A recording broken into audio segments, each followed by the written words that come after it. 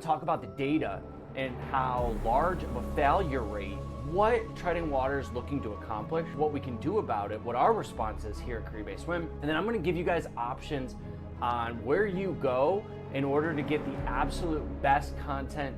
Let's go!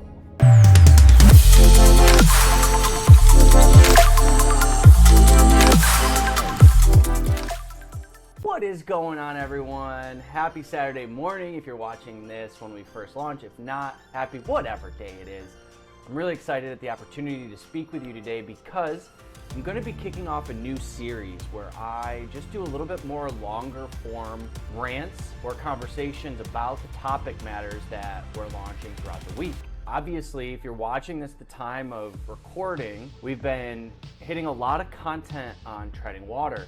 And I really have a lot to say in this episode. What I'm going to do is we're going to go through kind of what treading water is looking to accomplish first, so we all can set a level playing field.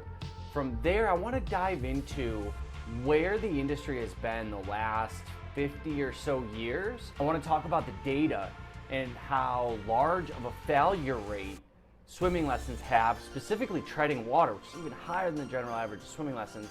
It's a failure rate.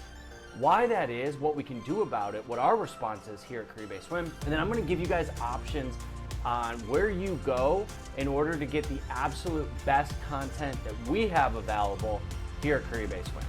So with that being said, let's go! All right, now what I want to do is dive into an article that is from a reputable company that talks about treading water. I think this does a great job describing the problem that we have with treading water as an industry and how that negatively impacts your experience as a new swimmer. Think about it. If these companies are training the instructors that are then training you, well, the companies have to have the proper definition of what treading water is, or what the easiest road to a successful implementation of this strategy would be for you. And I just don't think we're hitting the mark. So let's check out and dive into this article. We're going to start down at the effectiveness, and it reads, treading water can be very effective in the situations described above. In sudden accidents, soldiers are able to tread water to assess their surroundings, look for other survivors, activate flotation devices, and call for rescue. Lifeguards can free the use of their hands to help swimmers. Athletes participating in water polo and synchronized swimming similarly tread water to remain upright and have independent use of their arms. How effective is treading water for young swimmers? Well, the American Red Cross does include treading water for 1 minute as part of their water competency skills. Being able to tread water for 1 minute may provide time to signal for help. But as we previously described, it takes quite a lot of energy to tread water for any length of time. What? Okay, let's break this down a little bit. First and foremost, treading water is absolutely, unequivocally, is not a life-saving skill in its entirety.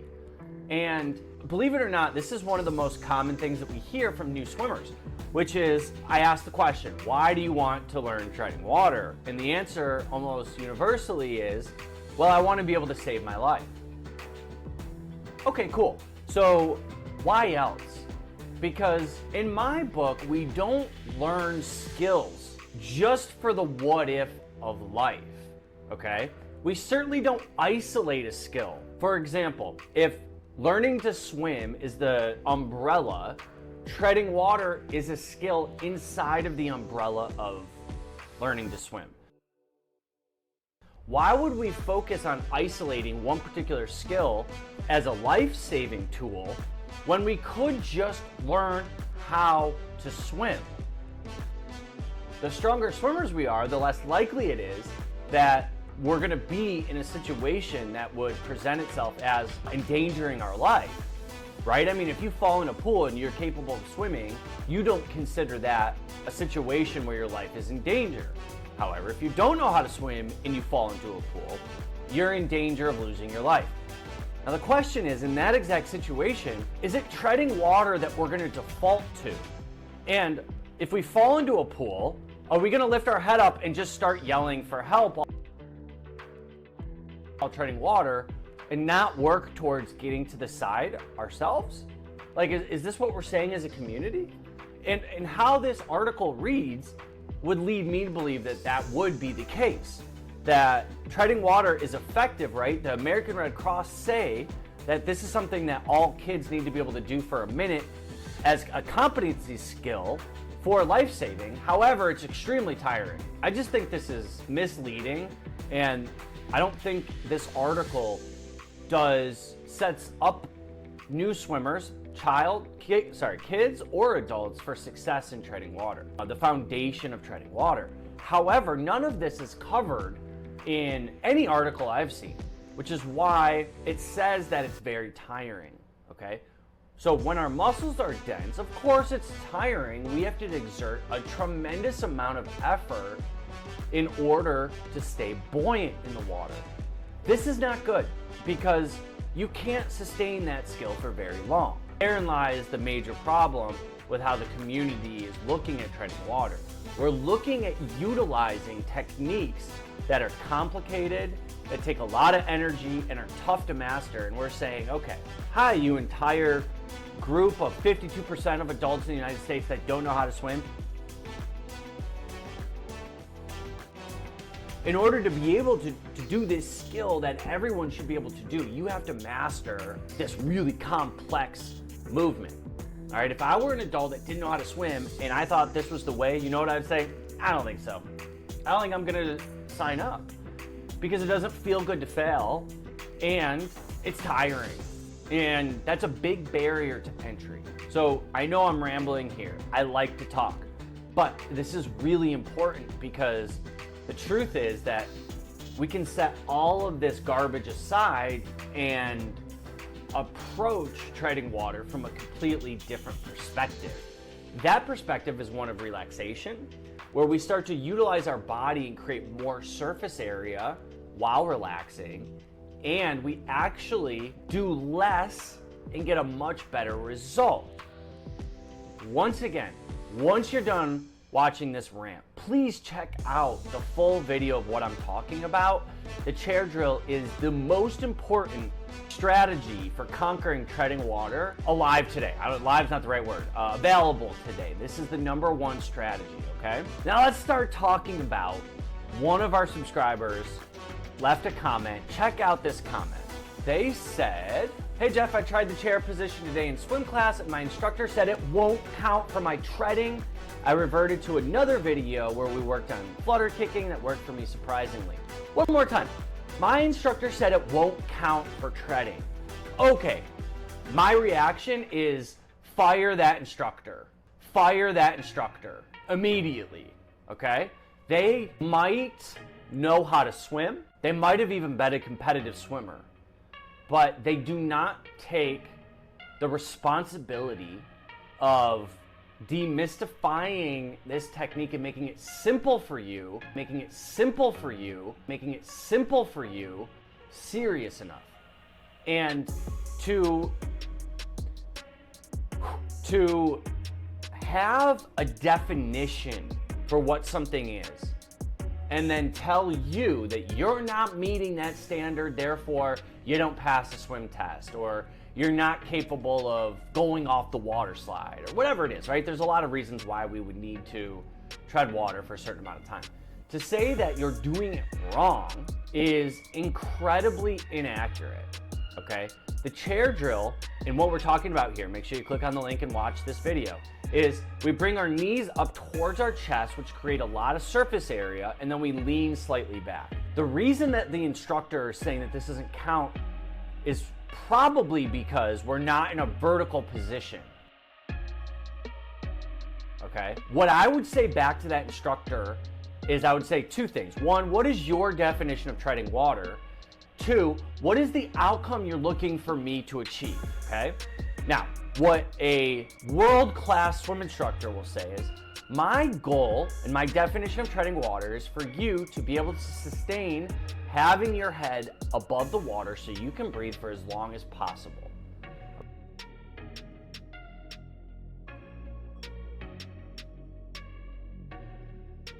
Okay? The application of this is not just safety, okay? Think about you're in a backyard swimming pool in the deep end and you've got a koozie in one hand and your friends are all around hanging on a float. Treading water, you're playing Marco Polo.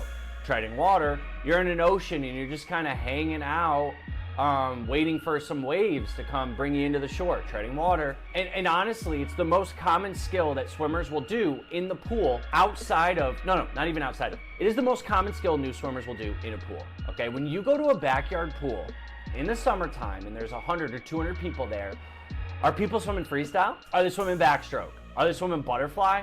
No. What are they doing? They're socializing. They're grabbing toys. They're communicating. They're hanging out, all right?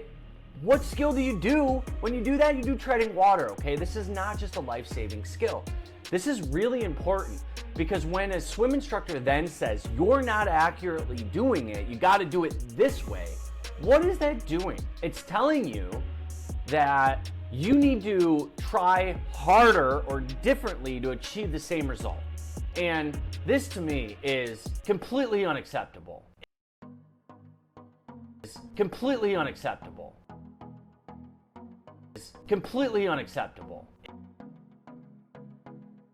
If we can achieve a result, getting your head out of the water so that you can breathe, so that you can do whatever it is you want to do in the water in a sustainable way, that to me is this definition.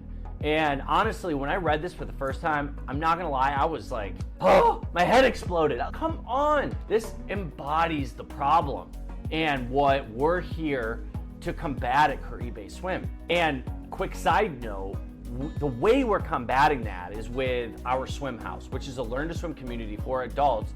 We actually made the decision today, after putting together all of this information, one of the things that I realized is that this was, generally speaking, going to be for an entire learn to swim experience. However, this swim house now is dedicated to teaching adults how to tread water. And we're gonna do that through challenges. The first challenge that I ask of you is to join the swim house and take our 2-minute treading water challenge. Inside of that, you have two options.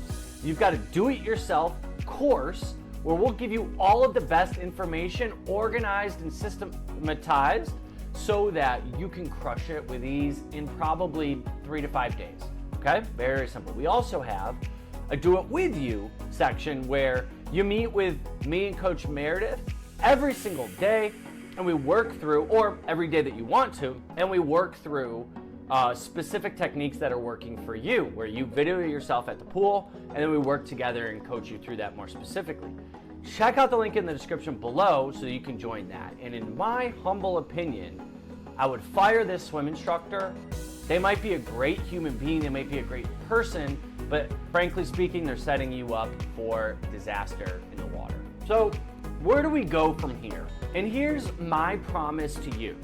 I am going to work relentlessly on ensuring that I put out world-class, the best information for you to learn how to tread water completely for free. And if you want support in doing that, you want all the information organized, you want help getting through the material, make sure you join our swim community. I think the best benefit of this is in the learn to swim world, we all kind of carry some amount of tension, fear, guilt, shame around being adults and not knowing how to do this. And what I am here to do is completely erase the fear, the guilt, the shame, the feeling of inadequacy, and be the person in your corner that absolutely teaches you how to do it with ease, sustainably, so that you can do whatever it is that you want to do, whether that's go snorkeling in the ocean, enjoy the backyard barbecue for the first time, impress your friends and family. Guys, right now I'm teaching a 50-year-old woman who's so epic, she hasn't told her husband yet, and they're gonna go to Abu Dhabi at the end of the summer, and she's gonna surprise him with knowing how to swim. Even though this has been a huge issue over the last, they've been married 27 years, because every vacation she feels like she's limiting her husband, and they can't do the water activities that he wants to do because she can't do it. And now we're stepping through the door of being able to confidently do all of those skills, and it is empowering. You guys, this is much more than a skill that you're gonna learn. It's a lifestyle and it's an investment in your future, and you will leave that program completely transformed, not only with knowing how to swim, but with the empowerment and the knowledge that as an adult, you took on something that scared you up front and you absolutely crushed it. And I'm the guy in your corner to make sure that we're successful every time we do this. I think that's enough for today. I can't wait to see you in the next one. Take care. Guys, thank you so much. I love doing these videos on YouTube. I want to hear from you. How are these doing for you? How are they helping in your learn to swim process? What do you want to see more of? What can we do better? I want to hear from you on all these aspects. Leave comments in the comment section below. Guys, I look forward to seeing you in the next one.